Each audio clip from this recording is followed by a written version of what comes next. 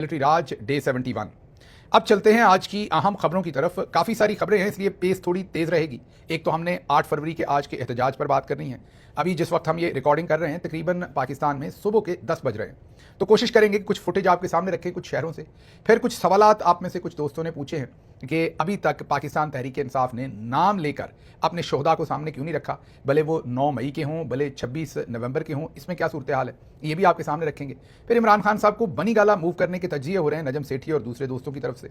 फिर जो दहशतगर्दी का हमला हुआ, अब उसके ताने बाने जो हैं पहले BLA के साथ मिलाए जा रहे थे, अब दाइश के साथ मिलाए जा रहे हैं। ये सारी सूरत हाल क्या है, और वो भी अफगानिस्तान के अंदर डाला जा रहा है। फिर कहा जा रहा है कि जो दहशतगर्द था उसने जो जैकेट पहनी हुई थी अपने आप को उड़ाने वाली, वो पेशावर से पहन के आया था। मतलब पेशावर से लेके इस्लामाबाद तरलई तक कोई सिस्टम नहीं था जो उसको रोक सके।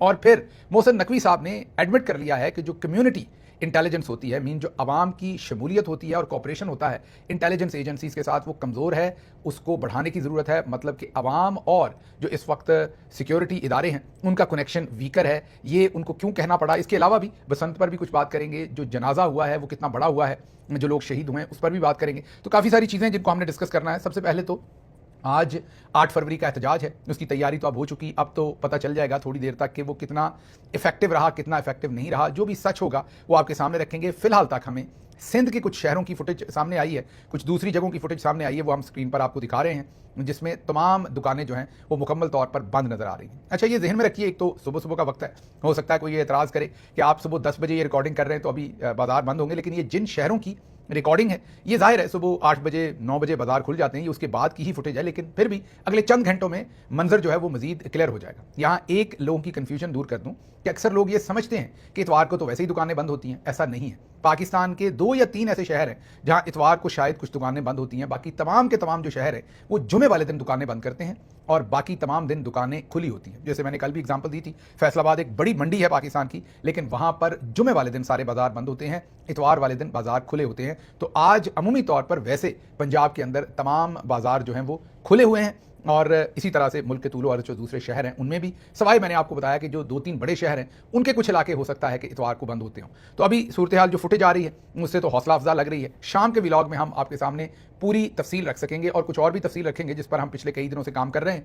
हमारी टीम ग्राउंड पर लगी हुई है, कोऑर्डिनेशन में है। जैसे पहले आपके सामने कोई एक्सक्लूसिव स्टोरी रखी थी, एक और एक्सक्लूसिव स्टोरी अभी हम उस पर बात नहीं करना चाहते क्योंकि अभी वो मोड ऑन नहीं है।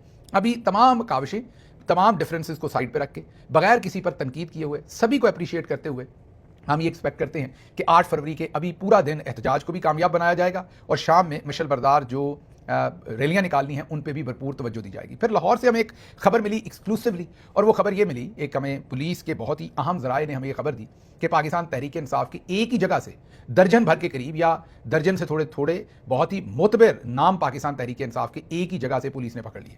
आप पुलिस का वो जो मुतबर हमारा कनेक्शन है वो ये क्लेम कर रहा है कि ये जो गिरफ्तारी है इसमें पुलिस की इतनी आप ये कहिए कि इफेक्टिवनेस नहीं थी, या तो उनकी तरफ से खुद ही ये गिरफ्तारी दी गई, ये उनका क्लेम है, ज़रूरी नहीं कि ये सच हो, और या फिर किसी ने वहाँ से उनकी मुखबरी की जिस पर ये उनकी गिरफ्तारी हुई। अब ये सारे लोग एक ही जगह इकट्ठे क्यों हुए ऐसी जगह पर जहाँ से गिरफ्तारी हुई, ये गिरफ्तारी कैसे हुई, क्या ये गिरफ्तारी खुद दी गई, क्या इसके अंदर कोई मुखबरी हुई, इसके ऊपर हम अभी बात नहीं करेंगे क्योंकि मैंने आपको कहा कि जब तक 8 फरवरी का एहतजाज ख़त्म नहीं हो जाता हम कोई नाम नहीं लेंगे, हम कोई बातचीत इसके ऊपर नहीं करेंगे, इंतजार करेंगे। कल आपके सामने या शाम को आपके सामने पूरी तफसील रखेंगे। स्टोरी पर हम काम कर रहे हैं, कुछ हमें इन्फॉर्मेशन मिली है, कुछ मजीद इसके ऊपर काम करेंगे, और जो सच होगा दूध का दूध पानी का पानी आपके सामने रखेंगे कि असल में वहां पर हुआ क्या है। अच्छा, अब जरा आगे चलते हैं और अगली बात यह है कि महमूद खान अचकजई, अलामा राजा नासिर अब्बास साहब और सलमान अकरम राजा साहब जो है और दूसरे अकाबरीन जो हैं वो बहुत ही ज़्यादा एड़ी चोटी का जोर लगा रहे हैं, और लगाना भी चाहिए उन्हें, कि 8 फरवरी का ये जो एहतजाज है ये मुकम्मल शटर डाउन रहे, कामयाब रहे और शाम को जो रैलियाँ भी निकले। अब हमें जो इस्लामाबाद के अंदर बहुत सारे सहाफ़ियों से हमारी बात हुई तो वो ये क्लेम कर रहे हैं, दोबारा क्लियर कर दें, ये स्टोरी हमारी नहीं है, हम इसकी जिम्मेदारी नहीं ले रहे, जो अगली स्टोरी है उसकी जिम्मेदारी हम पर नहीं है। हमने सुनी सुनाई बात आपके सामने अभी रखने लगे हैं। आपको पता है कि जब खबर कंफर्म होती है मैं वो भी आपके सामने रखता हूँ, जब वो एक गॉसिप होती है, सुनी सुनाई होती है, वो भी आपके सामने रखता हूँ। साफ़ी कुछ मुतबर हैं जिनसे मेरी बात हुई है, उनका कहना यह है कि शायद महमूद खान अचकजई साहब की आने वाले दिनों में इमरान खान साहब से मुलाकात हो जाए। वो ये भी क्लेम कर रहे हैं कि शायद उससे पहले, मोस्ट प्रोबेबली पहले या फिर बाद में शहबाज शरीफ से भी उनकी मुलाकात हो जाए। अब मैंने जैसे पहले भी हम आपको बता चुके हैं कि जब जब पाकिस्तान तहरीक इंसाफ का कोई लॉन्ग मार्च या एहतजाज होता है तो हमेशा जो जर्नल्स हैं वो ऐसी झूठी खबरें मार्केट में फैलाते हैं, डाइवर्जन क्रिएट करते हैं। लेकिन ये खबर इस वक्त बहुत गर्म है, इसलिए हमने आपके सामने जो अफवाह है, खबर तो हम इसे नहीं कहेंगे, अफवाह है, गॉसिप है, बातचीत है लोगों की, वो आपके सामने रखी है। और आने वाले दिनों में हमें पता चलेगा कि ये मुलाकात होती है कि नहीं। जो कहने वाले हैं वो ये कहते हैं कि असल में महमूद खान अचकज़ई के साथ कोई बातचीत हुई है और आने वाले दिनों में इमरान खान साहब के साथ उनकी जो मुलाकात होगी उससे अगली जो सूरत हाल है वो वाज़ेह तौर पर क्लियर होगी। अब जरा आगे चलें। अगली बात जो है वो हम कर रहे हैं नजम सेठी साहब के साथ। नजम सेठी साहब ने अपने टेलीविजन प्रोग्राम में एक तज्जिया दिया है जिसको अगर आप जोड़ के मिला के पढ़ें महमूद खान अचकज़ई साहब की खबर से तो फिर बहुत सारी चीज़ें जो हैं वो आपके सामने खदोखाल क्लियर होंगे। लेकिन प्रोवाइडेड कि हम ना ही नजम सेठी साहब के तज्जिए को भरपूर तरीके से बैक कर सकते हैं, एंडोर्स कर सकते हैं, और ना ही पहली खबर को, इसलिए जो चीज़ जैसी है वो आपके सामने रख रहे हैं। सेठी साहब ये कहते हैं कि जो सूरत हाल बन गई है मुल्क की, मतलब कि उन्होंने अपने तज्जिए में ये कहा कि उनसे एक गैर मुल्की सफारतकार ने पूछा कि क्या पाकिस्तान स्टेबल है, तो उन्होंने कहा हाँ जी स्टेबल है। तो उन्होंने कहा ये कैसा स्टेबल है, एक तरफ आपने इंडिया से जंग छेड़ी हुई है, दूसरी तरफ आपने अफगानिस्तान से जंग छेड़ी हुई है, आपने बलूचिस्तान में भी जंग छेड़ी हुई है, केपीके की गवर्नमेंट के साथ भी आपने जंग छेड़ी हुई, मीन हमारे जर्नल्स ने, तो ये कैसी स्टेबिलिटी है। उस पर नजम सेठी साहब का तज्जिया ये है, उन सफारतकार को तो उन्होंने मेरे ख्याल को जवाब नहीं दिया, लेकिन टेलीविजन पर वो ये तबसरा कर रहे हैं कि सब कुछ अच्छा नहीं है। वो कह रहे हैं कि अगर तो आपने सारे मामला फौजी ताकत से हल करने हैं, फिर या तो अफगानिस्तान के अंदर आप रजीम चेंज करें या फिर फौजी ताकत के साथ चीज़ों को और किसी तरीके से हैंडल करें, क्योंकि सब अच्छा नहीं है और चीज़ें आपसे हैंडल नहीं हो रही, चीज़ें दिन ब दिन खराब हो रही हैं, लॉ एंड ऑर्डर की सिचुएशन भी और इकोनॉमी की सिचुएशन भी। ये नजम सेठी साहब का कहना है कि मुल्क नहीं चल रहा, स्टेबिलिटी नहीं है, और जो कुछ भी आपने अभी तक ट्राई किया है वो सब का सब खराबी की तरफ जा रहा है, दुरुस्तगी की तरफ नहीं जा रहा। उसके साथ ही साथ नजम सेठी साहब ने यह भी तज्जिया पेश किया है कि इमरान खान साहब को अगले चंद महीने में, उन्होंने 6 महीने का लफ्ज़ भी इस्तेमाल किया और अगले चंद महीने का भी किया, अगले चंद महीने या 6 महीने में बनी गाला या कहीं और शिफ्ट कर दिया जाएगा। और उनका जो इस सारी बात के ऊपर इस्तदलाल है वो ये है कि क्योंकि सदर ट्रंप के साथ बहुत बड़े बड़े वादे कर लिए हैं, वो इनसे डिलीवर नहीं होने, इसलिए ये अब इमरान खान साहब से मामला तय करना चाहते हैं और उन्हें बनी गाला या किसी और जगह पर शिफ्ट किया जाएगा। अब ये गॉसिप जो है महमूद खान अचकज़ई साहब की मुलाकात से रिलेटेड सहाफ़ियों में, नजम सेठी साहब का तज्जिया, अगर इन दोनों को मिलाएं तो इन दोनों के अंदर तालमेल तो नज़र आता है। लेकिन अगर हम अपने जर्नल्स की जो अमूमी तबीयत है, जो उनके अंदर फैसला साजी जिस तरह की वो करते हैं, जैसे बहरान को वो जन्म देते हैं, और जो उनकी लार्जर अंडरस्टैंडिंग है अबाउट सिचुएशन और उसको कंट्रोल करने की जो उनकी आदत हैं, उससे मुझे ये दोनों खबरें सच होती हुई एट दिस मोमेंट नहीं लगती, अनलेस कि ये वाकई बहुत प्रेशर में हो और कोई सेंस प्रिवेल हो। तो मैं इसमें अपना तजिया फिलहाल देने में बिल्कुल कासिर हूँ, क्योंकि it can go either way, दोनों साइडों में। क्योंकि मैंने जैसे आपको कहा कि जो 78 साल का इनका ट्रैक रिकॉर्ड है उसमें तो मैं ना मानूं वाली बात है, उसमें तो कोई अकल की बात जो जहन में आ जाए या मुल्क की बेहतरी के लिए हो वो होती हुई मुश्किल लगती है। लेकिन दूसरी तरफ जो सहाफ़ी हैं, नजम सेठी भी, मैंने आपको कहा बायस वो ज़रूर हैं तहरीक इंसाफ के खिलाफ और नून लीग, और दूसरी तरफ उनकी बायस वो एक बायस तज्जिया वो देते हैं, लेकिन ज़ाहिर है बड़े पढ़े लिखे और सीनियर सहाफ़ी हैं, इसलिए उनकी बात रखना भी आपके सामने ज़रूरी है। बिलाल गौरी बड़े मोतबर जर्नलिस्ट हैं पाकिस्तान के, ये बांग्लादेश जा रहे थे, और जा क्यों रहे थे बांग्लादेश के अंदर, आप सबको पता है कि इलेक्शन हो रहा है। शेख हसीना की गवर्नमेंट जब हटाई गई उसके बाद, खैर हमने तो पहले भी अपना तज्जिया आपको दिया था कि डॉक्टर यूनस ने बहुत सारा टाइम ज़ाया किया बांग्लादेश का, इलेक्शन बहुत पहले होना चाहिए था, लेकिन डॉक्टर यूनस ने वो इलेक्शन वक्त पर नहीं करवाया और बांग्लादेश का बहुत वक्त ज़ाया कर दिया। जब आप एक काम जो वक्त पर होना हो उसको इतना डिले कर दें तो उसके अंदर इतनी सारी प्रॉब्लम्स आ जाती हैं कि फिर आप उसे करना भी चाहें तो दुरुस्त तरीके से नहीं कर सकते। अब जो बांग्लादेश है उसके अंदर जो अंदरूनी खलफशार है वो मज़ीद बढ़ गया है, इंडिया के साथ जो उनके मामला हैं वो मज़ीद कशीदा हो गए हैं। जो शेख हसीना की पार्टी शुरू में बहुत दबाव में गई थी वो भी थोड़ा बहुत सर उठा रही है। इन मामला के अंदर देखते हैं कि आने वाले इलेक्शन के अंदर अब मामला किस तरफ जाते हैं। डॉक्टर यूनस ने खामखा मेरे ख्याल में इलेक्शन को बहुत ज़्यादा डिले किया। बहरहाल बिलाल गौरी पाकिस्तानी जर्नलिस्ट, वो जा रहे थे बांग्लादेश के इलेक्शंस को कवर करने के लिए ढाका। जब वो कराची एयरपोर्ट पहुंचे उनको पहले कुछ नहीं बताया गया, लेकिन वहां उन्हें हथकड़ियां लगा ली गई, उन्हें गिरफ्तार कर लिया गया। नॉर्मली लोगों को ऑफलोड कर दिया जाता है, घर भेज दिया जाता है, एक सहाफ़ी को हथकड़ियां लगाकर ऐसे एयरपोर्ट पर बिठाना ये वाकई बहुत ही शर्मिंदगी की बात है और मुज़म्मत की बात है। लेकिन ये भी सूरत हाल हो रही है। अब हमारी समझ से ये बाहर है कि बिलाल गौरी अगर बांग्लादेश चले जाएं और ढाका में वहाँ के इलेक्शन को कवर कर लें तो इससे हमारे चौधरी निज़ामुद्दीन को क्या प्रॉब्लम है, ये अभी हम भी सोच नहीं सके, इस पर इसको फिगर आउट नहीं कर सके, क्योंकि हमारी समझ से बाहर है। इंडिया को तो इसमें इंटरेस्ट हो सकता है, हमें क्या इंटरेस्ट होगा अपने सहाफ़ियों को रोकने का, ये अगर आपको समझ आए। मैं भी इस पर मजीद पढ़ूंगा, इसको समझने की कोशिश करूंगा, पर अगर आपको समझ आए तो ज़रूर कमेंट कीजिएगा व्लॉग के नीचे, और आपके कमेंट्स में कोशिश करता हूं कि ज़रूर पढ़ूं, बाकायदगी के साथ पढ़ूं, ताकि मुझे समझ आए कि आप तमाम इशूज़ के ऊपर क्या सोच रहे हैं। तो अब बिलाल गौरी साहब की जो गिरफ्तारी है उसकी ज़ाहिर हम मजम्मत भी करते हैं और ये मुतालबा भी करते हैं कि उनको फौरी तौर पर रिहा किया जाए। आगे चलते हैं, ये एक और खबर है, इसके बाद मैंने दूसरी खबरों की तरफ चलना है, लेकिन ये बड़ी इंपॉर्टेंट खबर है मेरे लिहाज से। पाकिस्तान की इकॉनमी का जो आसिम मुनीर और उनके साथियों ने हाल किया है वो एक ये डिपिक्शन देख लीजिए कि ये बाग है किन्नू का, क्योंकि आपको हमने बताया कि 2 फसलें, वैसे तो तमाम फसलें ही, गंदम भी किसान उजड़ गया और उसकी वजह से ठेके ज़मीनों के कम हो गए। उसकी वजह से 25 लाख लोग, ये मैं नहीं कह रहा, ये जो एहसन इकबाल हैं उन्होंने पिछले दिनों में कहा कि 25 लाख लोग जो हैं उन्होंने ज़राअत को छोड़ दिया, उन्होंने काश्तकारी छोड़ दी और उसकी वजह यह है कि काश्तकारी में उन्हें कोई पैसे नहीं बच रहे। तो 25 लाख लोग, वैसे तो वर्ल्ड बैंक के जो अजय बांगा जो अभी प्रेसिडेंट आए थे पाकिस्तान, वो पाकिस्तान में आकर कह के गए हैं कि पाकिस्तान को हर साल 30 लाख कम से कम नौकरियां क्रिएट करनी है। अगले 10 साल पाकिस्तान को 3 करोड़ नौकरियां नई पैदा करनी है, तब जाकर हम अपनी यूथ को रोजगार दे सकेंगे और मुल्क को स्टेबल रख सकेंगे, वरना मुल्क जो है वो अदम इस्तेहकाम का शिकार हो जाएगा। अब एक तरफ वर्ल्ड बैंक हमें ये बता रहा है तो दूसरी तरफ हमारे अपने ही किसान 25 लाख जो हैं वो एहसन इकबाल साहब के बकौल वो ज़राअत को छोड़ चुके हैं। अब इन हालात में ये वीडियो जो आपको दिखा रहे हैं इसमें किन्नू का बाग है जिसको काट दिया गया है। और काटा क्यों है? जाहिर है उसकी वजह हमने पिछले दिनों आपको बताई थी कि जब से आसिम मुनीर साहब ने, इमरान खान ने जेल से भी बताया था कि आसिम मुनीर जानबूझकर जंग छेड़ना चाहते हैं अफगानिस्तान के साथ, और फिर वही हुआ। हमने देखा इमरान खान साहब के बयान के बाद चंद ही दिनों में हमने देखा कि आसिम मुनीर साहब ने वाकई बल्ले बल्ले करवा दी उस बॉर्डर के ऊपर, उसको सील कर दिया। उस बॉर्डर को सील करने की वजह से हमने ये देखा कि जो आलू की फसल सेंट्रल एशिया जाती थी वो भी ना जा सकी और आलू जो है वो टके टोकरी हो गया। वो आलू जिसकी मतलब आधी कीमत भी लोगों को नहीं मिली, बल्कि चौथा हिस्सा भी जो उसकी लागत का था वो नहीं मिला और लोगों ने फसलों के अंदर ही उसे खराब कर दिया, मीन के रहने दिया, या जो निकला वो भी जानवरों को डाला या कोई और काम किया, क्योंकि बेचने से वो कासिर है। उसकी वजह यह है कि एक्सपोर्ट ही नहीं हो पा रहा, बॉर्डर बंद है।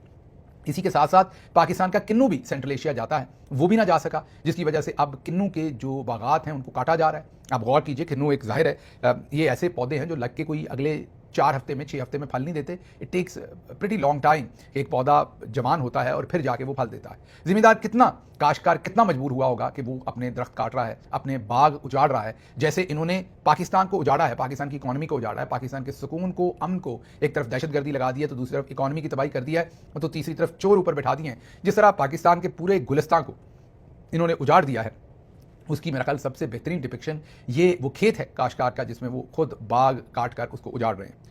अच्छा जी, फिर आगे ज़रा जनाजे पे भी बात करते हैं, लेकिन उससे पहले ज़रा बसंत पे बात करेंगे और फिर आपको कंपैरिजन देंगे जनाजे का। लेकिन पहले ज़रा बात हो जाए जो दहशतगर्दी का मामला था उस पर अब सब कुछ क्या मालूमात मज़ीद हम आपके साथ शेयर कर सकते हैं।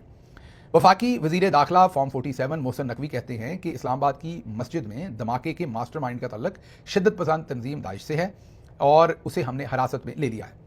जुमे और हफ्ते की दरमियानी शब खैबर पख्तूनख्वा की इंसदादे दहशतगर्दी पुलिस, CTD और कानून नाफिज करने वाले इदारों ने मुश्तरका ऑपरेशन के बाद मास्टरमाइंड और सहूलतकार को हिरासत में लिया। इनका कहना है कि इस कार्रवाई के दौरान एक ASI जो है वो जाँ बहक हुआ, शहीद हुआ और 3 एहलकार जख्मी हुए। यहाँ खबर में हलाक लिखा हुआ है, हम तो जाहिर है इस ASI के लिए हलाक का लफ्ज़ इस्तेमाल नहीं कर सकते। समझ से बाहर है कि मोहसिन नकवी साहब के ऑफिस ने यह हलाक क्यों लिखा।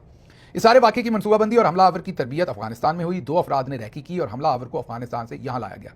वज़ीर दाखिला फॉर्म 47 का कहना था कि हमें इतनी उम्मीद नहीं थी कि हम इतनी जल्दी इस हमले के सहूलतकारों तक पहुंच जाएंगे। अफगानिस्तान में TTP और दाइश समेत 21 दहशतगर्द तंजीमें सरगर्म हैं। पाकिस्तान में जो दहशतगर्दी हो रही है इसके ताने बाने अफगानिस्तान से ही मिलते हैं। इनका कहना था कि हम हालत जंग में हैं। बलूचिस्तान, खैबर पख्तूनख्वा या किसी और जगह हमें कम्युनिटी इंटेलिजेंस की सबसे ज़्यादा अशद ज़रूरत है। अगर शहरी भी हमारी मदद करें तो हमें इसका फ़ायदा होगा। अब ये वो बयान है जिससे मोहसिन नकवी अपने मुंह से मान रहे हैं, अपनी ज़ुबान से मान रहे हैं कि जो कम्युनिटी इंटेलिजेंस है उसका फुकदान है। मतलब कि जो इंटेलिजेंस इदारे हैं और अवाम है उनके दरमियान एक फासला है, कम्युनिटी इंटेलिजेंस नहीं मिल रही। हमने आपके सामने एक नौशकी से खबर रखी थी जो हमें वहाँ से ग्राउंड से और बाकी ज़राए से भी पता चला था कि जब वहाँ पर दहशतगर्द आए तो मुकामी लोगों ने भी उन्हें प्रोटेक्शन दी।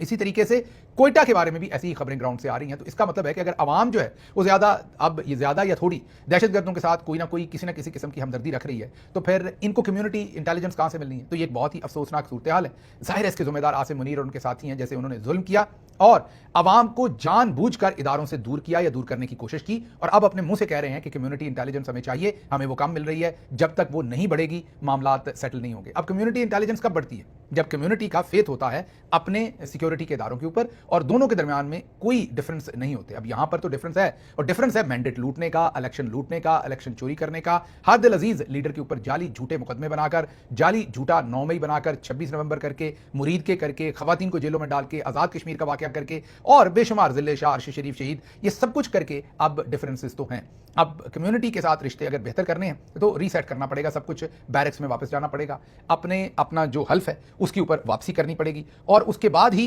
शायद ये जो डिफरेंस होगा दोनों पार्टीज के दरमियान ये मजीद कम होता हुआ हमें नजर आएगा। लेकिन बहरहाल अब जो वज़ीर दाखिला है उन्होंने कम से कम इसका खुल के इजहार किया। फिर वो कहते हैं कि एक धमाका हो रहा है तो 99 हम रोक भी रहे हैं अब ये बड़ी अजीब बात है, ये ऐसे ही है जैसे आप ये कह दें कि अगर बलूचिस्तान के 12 अजला के ऊपर उन्होंने कब्जा किया है तो बाकी 22 या 20 या 10 या 14 हमारे कब्जे में भी हैं। ये ऐसा ही इस्तदलाल है आपका, और हम इस पर क्या कहें। बहरहाल उन्होंने दोबारा इंडिया के ऊपर, हिंदुस्तान के ऊपर सारा काम डाला है। उन्होंने कहा पाकिस्तान में होने वाली दहशतगर्दी की फंडिंग मनसूबाबंदी इंडिया से हो रही है। इंडिया इन दहशतगर्दों को अहदाफ दिए जाते हैं। पहले जहां $500 दिए जाते थे, अब बढ़ाकर $1500 कर दिए गए हैं। अच्छा, अब यहां पर एक जहन में रखिएगा कि इन्होंने सारा इल्ज़ाम दिया है दाइश पे और कहा है कि ये सब कुछ अफगानिस्तान से हुआ है। अब जो अफगान तालिबान है वो, और पूरी दुनिया का मीडिया ये क्लेम करता है कि जो अफगान तालिबान और दाइश है उनकी आपस में नहीं बनती। अफगान तालिबान भी पाकिस्तान के ऊपर ये इल्ज़ाम लगाते हैं बार बार कि पाकिस्तान दाइश को पनाह देता है, उन्हें पनपने देता है और वो अफगानिस्तान के अंदर हमले करते हैं। अब बहुत सारा मीडिया दुनिया के अंदर और अफगान तालिबान दोनों दाइश को अफगान तालिबान के दुश्मन कहते हैं।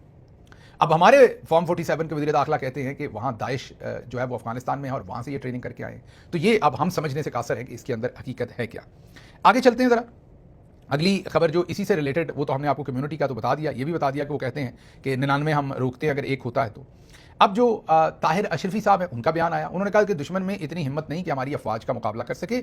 भारत हमें मैदान में नहीं हरा सका और अफगानिस्तान तो उससे 8 गुना छोटा है, तो अफगानिस्तान का फिर हम जो हशर करेंगे वो अफगानिस्तान देखेगा। ये उन्होंने धमकी लगाई है। अब मुझे नहीं पता कि ये धमकी से मामला सही चलना है, क्योंकि धमकियां तो वो एक मैंने मुहावरा आपको सुनाता होता हूँ कि काबिल दे जमियानु नित मुहिमा। सो हमने तो यही देखा है कि वो हालत जंग में ही है पिछले पता नहीं कितनी सदियों से, और वहाँ चलता ही रहता है काम। कोई आता है तो कोई जाता है, वो लड़ते रहते हैं। अब हम भी उनसे लड़ना चाहते हैं। नजम सेठी साहब के तज्जिए के मुताबिक उन्होंने जो एक फॉरेन एम्बेसडर से बात की कि इंडिया के साथ हमारी जंग है, ईरान के साथ जो रिलेशनशिप है कच्चे पक्के, हाल ही में हमने पिछले साल उन पर हमला कर दिया था, उन्होंने हम पे हमला कर दिया, हमने उन पर हमला कर दिया। वो मामला भी आपको पता ही है। अब अफगानिस्तान के साथ जो मामला हैं वो अब आपके सामने हैं, तो ये पता नहीं हम इसमें से निकालना क्या चाहते हैं। अच्छा जी, फिर अता तारड़ साहब ने भी एक कल प्रेस कॉन्फ्रेंस की जिसमें वो दांत शांत निकालते रहे, कहते रहे कि सेफ सिटी जैसे सिस्टम के मुदाफ़ात में जो है वो हम जो सिक्योरिटी की नाकामी हम इसे नहीं कह सकते, ये जो हमला हुआ है। तो अगर सेफ सिटी के कैमरों के बावजूद अगर दहशतगर्दी होती है तो फिर इसे क्या सिक्योरिटी की कामयाबी कहें, ये हमें नहीं इन्होंने बताया। दांत बहरहाल वो निकालते रहे, मसखरे बने हुए थे प्रेस कॉन्फ्रेंस के अंदर। उन्हें शायद ये नहीं पता था कि ये कितनी रंजीदा किस्म की खबर है और उन्हें कितनी रंजीदा तरीके से इस खबर को डिलीवर करना है। बहरहाल सवाल पूछो तो यहाँ पर आपको पता है कि गुस्सा करते हैं, गद्दार कहते हैं कि दहशतगर्द कई दफ़ा अफगानिस्तान गया, वहाँ से ट्रेनिंग लेकर आया। तो बॉर्डर किसके कब्जे में है, किसके कंट्रोल में? अगर वाकई दहशतगर्द इतनी बार अफगानिस्तान गया तो फिर आप यहाँ पर क्या कर रहे थे? आपने उस सारे मामले को क्यों नहीं रोका? नहीं, बॉर्डर को आपने क्यों नहीं रोका? मेरा नहीं ख्याल कि आप सुहेल अफरीदी के ऊपर डाल देंगे ये बॉर्डर का मामला भी। और फिर आप कह रहे हैं कि दहशतगर्द जो है वो पेशावर से ही जो जैकेट था वो पहन के आया बम वाली, तो रस्ते में कहीं पे रुका ही ना गया। ये भी एक बहुत बड़ा सवाल है। आगे चलते हैं। अगली खबर जो आपके सामने रखनी है वो ये है कि जलसे के दौरान एक ड्रोन जो था वो रिमोट कंट्रोल से कंट्रोल ना हो सका और वो आसिफा भुट्टो को अब से चंद साल पहले जाकर करीब से गुजर गया था, और शायद उसका एक आध जो विंग था उसने आसिफा भुट्टो साहबा को हल्की सी खराश आ गई थी। उसके बाद जिस तरह से शोर मचाया था पूरे पाकिस्तानी मीडिया ने, और ये इल्ज़ाम तक लगा दिया था कि ये जो ड्रोन हमला आसिफा जरदारी साहबा के करीब चला गया था, ड्रोन जो टेलीविज़न का ड्रोन कैमरा होता है उससे फुटेज बनाते हैं, तो वो ड्रोन उड़ते हुए शायद जैमर्स की वजह से रिमोट कंट्रोल से सही तरह कंट्रोल नहीं हुआ और वो करीब चला गया उनके। तो ये बुनियादी तौर पर उन पर एक हमला था और मीडिया बिल्कुल हलकान हो गया इस खबर को मुकम्मल तौर पर मीडिया के ऊपर प्रमोट करने में। लेकिन हमने कल देखा और इसके अलावा मुझे वो भी याद है, मैंने पहले भी कहा था कि जो हुसैन नवाज़ की तस्वीर आई थी जिसमें वो कुर्सी पे बैठे हुए हैं, उनके साथ एक टिश्यू पेपर का बॉक्स पड़ा हुआ है, पानी का ग्लास पड़ा हुआ है और एक साइड पे टेबल पड़ा हुआ है और वो एयर कंडीशन कमरे में कुर्सी पर बैठे हैं और उनका नैब में इंटरव्यू हो रहा है। वो तस्वीर बाहर आ गई थी तो तब भी मीडिया ने घुंघरू तोड़ दिए थे धमाल डाल के कि ये कितना बड़ा जुल्म है। अब जो कुछ हुआ और उसके तनाजुर में आप लाहौर में जो कुछ होता रहा वो आपने देख लिया है, और उसके ऊपर मीडिया बजाय इसके कि कोई इसके ऊपर लान तान करता, वो उसी की तरवीज कर रहे थे।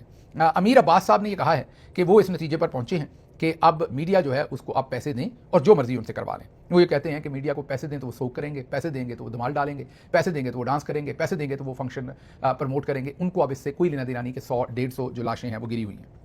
आगे चलते हैं। सुप्रीम कोर्ट ऑफ पाकिस्तान को थोड़ी सी हजीमत का सामना, वैसे तो जो अफरीदी साहब हैं वो अब शर्मिंदा नहीं होते जिन मामलात से वो गुजर चुके हैं, लेकिन थोड़ी सी उनको हजीमत का सामना करना पड़ा है क्योंकि सलमान अकरम राजा और पाकिस्तान तहरीक इंसाफ के लीडरान सुप्रीम कोर्ट ऑफ पाकिस्तान में गए थे और मकसद उनका क्या था कि इमरान खान साहब की मेडिकल रिपोर्ट्स उन्हें फराहम की जाए, इमरान खान साहब तक रिसाई हो डॉक्टर्स की।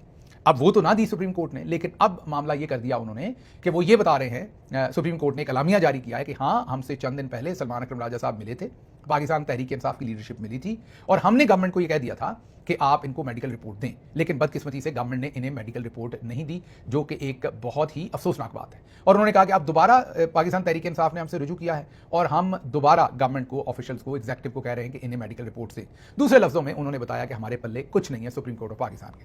अब पहले ही जो मरे हुए बेचारे जस्टिस अफरीदी हैं, उनके ऊपर जर्नल्स ने एक और, कर्नल साहब ने, जनरल ने तो नहीं, कर्नल साहब ने उन पर एक और हमला करवा दिया। गरीदा फारूकी से एक ट्वीट करवाया गया जिसमें पहले ही मरे हुए और लेटे हुए जस्टिस अफरीदी के ऊपर उन्होंने मजीद